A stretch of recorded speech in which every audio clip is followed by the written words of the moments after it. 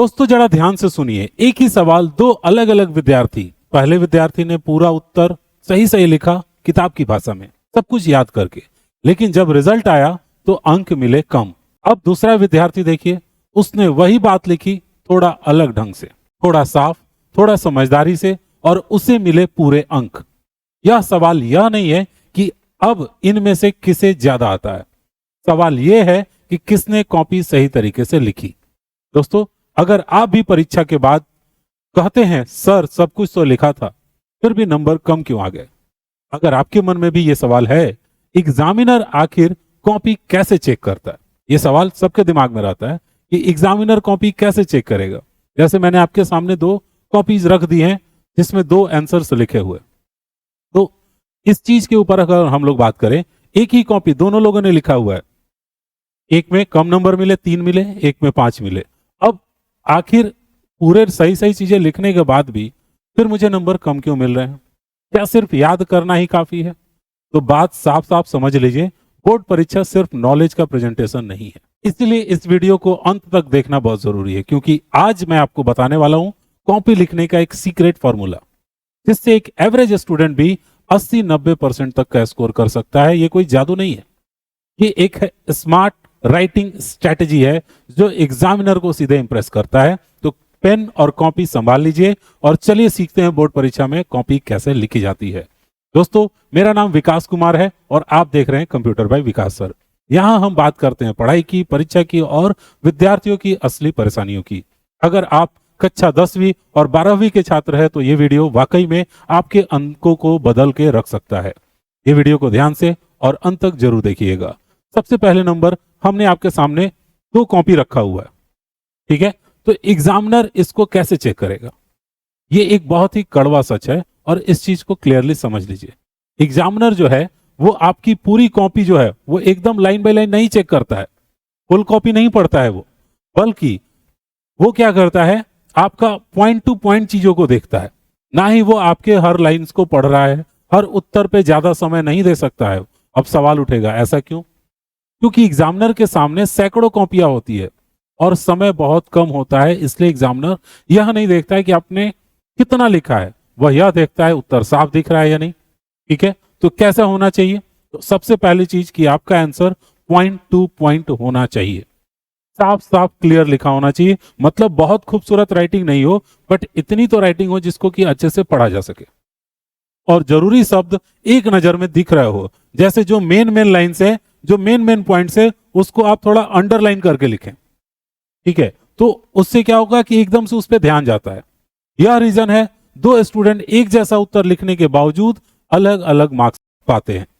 याद रखिए, जो उत्तर देखने में आसान होता है उसी को ज्यादा अंक मिलते हैं।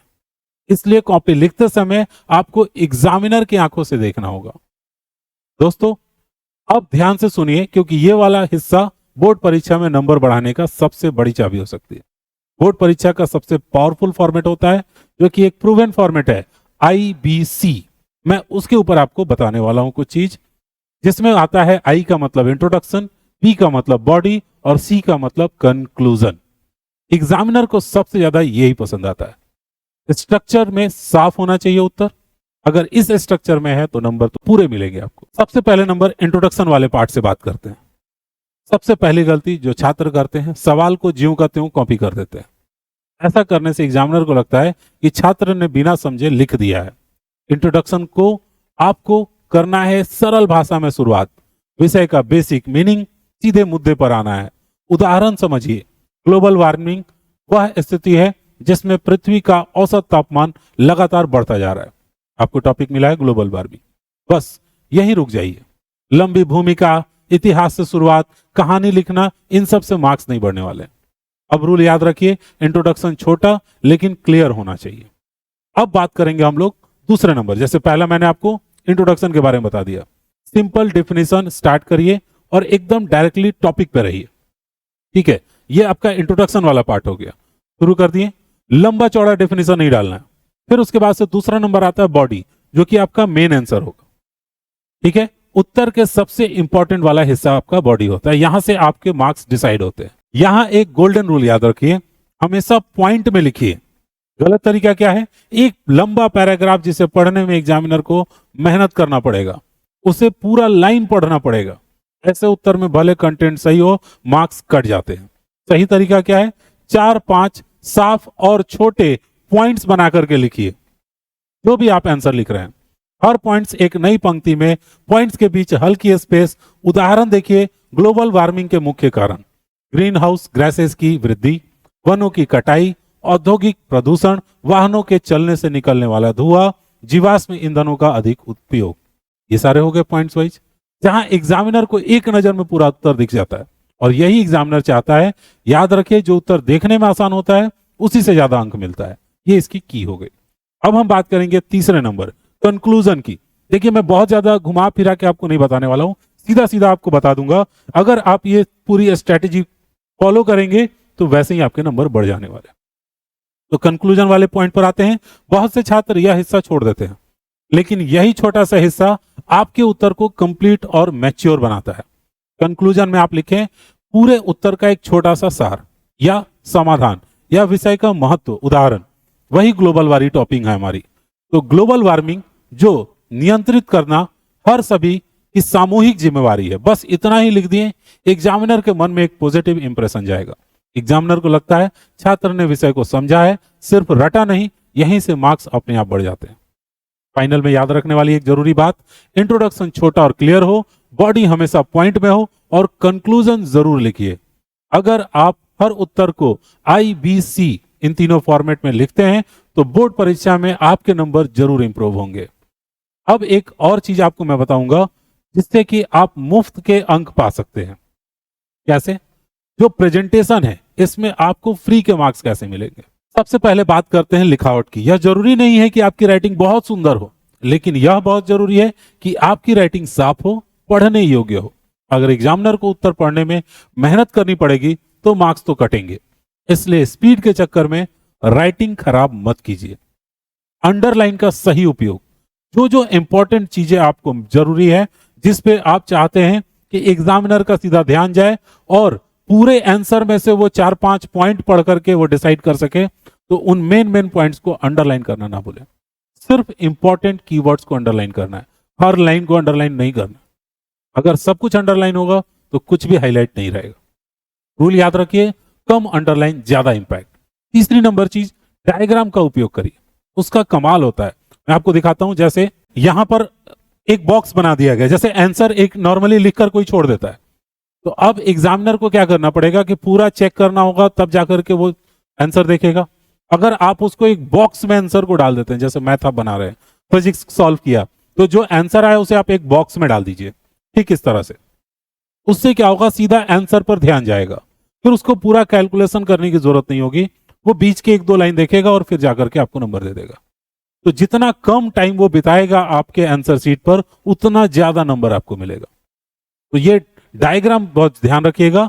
ये भी सच है कि डायग्राम थोड़ा टेढ़ा भी चलेगा, लेकिन शेप परफेक्ट ना हो, बट लेवलिंग साफ होनी चाहिए। डायग्राम का सबसे बड़ा फायदा यह है कि एग्जामिनर को कम पढ़ना पड़ता है, छात्र को ज्यादा अंक भी मिलते हैं।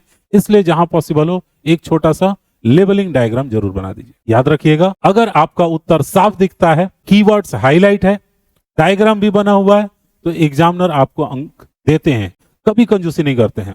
प्रेजेंटेशन का ये जादू है, कम मेहनत ज्यादा नंबर। अब अगला बात करेंगे हम लोग टाइम मैनेजमेंट के ऊपर। ये बहुत जरूरी पॉइंट है, क्योंकि बहुत से छात्र परीक्षा के बाद कहते हैं सर अंत में सवाल छूट गए, और यही सबसे बड़ा नुकसान होता है। क्योंकि इससे बचने के लिए आपको टाइम मैनेजमेंट आना चाहिए। टाइम मैनेजमेंट स्ट्रेटजी, सबसे पहले यही प्रश्न करें अपने आप से कि आपको अच्छे से कौन कौन से सवाल इसमें से आते हैं। आसान सवाल है, सबसे पहले उसको करिए, तो कॉन्फिडेंस भी बढ़ेगा, टाइम भी बचेगा। दूसरी बात, किसी भी एक सवाल पर जरूरत से ज्यादा टाइम तक मत लटक के रह जाइए। उत्तर देखिए, अगर सही से ही आ रहा है तो एक अप्रोक्सीमेट टाइम के अंदर, अगर नहीं हुआ तो छोड़ के आगे बढ़ जाइए। तीसरी बात, पूरी कॉपी एक ही सवाल पर मत खर्च कर दीजिए। अब एक बहुत इंपॉर्टेंट टिप्स मैं आपको देने वाला हूं।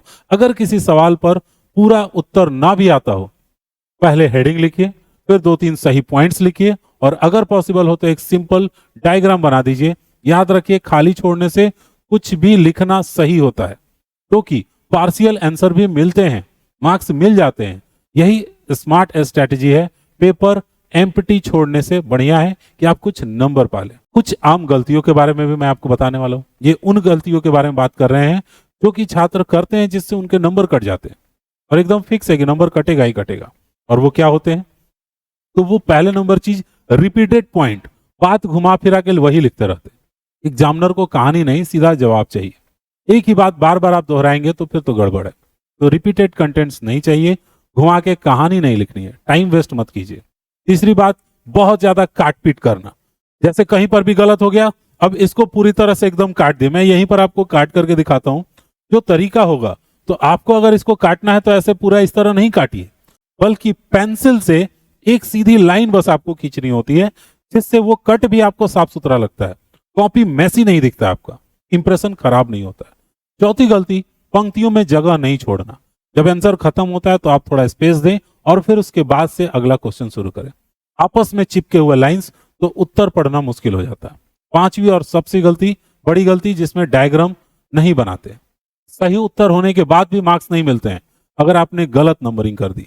याद रखिए, बोर्ड परीक्षा में चालाकी नहीं, क्लैरिटी चाहिए। सिंपल, साफ, पॉइंट टू पॉइंट लिखना है, वही ज्यादा अंक लेकर के आता है। दोस्तों, अब जरा दिल से सुनिए। अगर इस समय आपके मन में ये बातें चल रही हैं, समय बहुत कम है, तैयारी पूरी नहीं है, मुझसे नहीं होगा, तो सबसे पहले एक बात अपने दिमाग में बैठा लीजिए। बोर्ड परीक्षा बुद्धिमत्ता की नहीं, सही तरीके की परीक्षा है। यह परीक्षा यह नहीं देखती कि आपको कितना आता है, यह देखती है कि आप उसे कॉपी में कैसे लिखते हैं। आज तक हजारों एवरेज स्टूडेंट्स ने सिर्फ एक वजह से अच्छे अंक पाए हैं, उन्होंने घबराना छोड़ दिया, उन्होंने स्मार्ट तरीके से लिखा। अगर आप भी शांत मन से लिखते हैं, साफ और रीडेबल कॉपी लिखते हैं, पॉइंट्स में उत्तर देते हैं, डायग्राम बनाते हैं, अंडरलाइन का सही उपयोग करते हैं, तो यकीन मानिए एक साधारण छात्र भी 80% तक अंक ला सकता है। आप कमजोर नहीं है, बस आपको सही स्ट्रेटेजी चाहिए, जो कि मैंने आपको बता दिया है। परीक्षा के दिन कॉन्फिडेंस सबसे बड़ा हथियार होता है। आपने मेहनत की है, अब उसे समझदारी से दिखाने का समय है। मैं दिल से आप सभी को बोर्ड परीक्षा के लिए ढेरों शुभकामनाएं देता हूं। मेहनत भी करें और समझदारी से लिखें। अगर ये वीडियो आपको सच में हेल्पफुल लगी है तो लाइक जरूर करिएगा, शेयर करिएगा उन दोस्तों के साथ जो परीक्षा से डर रहे हैं या इस साल परीक्षा देने वाले हैं। एग्जाम विनिंग टिप्स है ये। कंप्यूटर बाय विकास सर को सब्सक्राइब कर लीजिएगा ऐसे ही मोटिवेशनल और इंफॉर्मेटिव वीडियो के लिए। मिलते हैं अगले वीडियो में एक और इन्फॉर्मेशन के साथ, तब तक सीखते रहिए।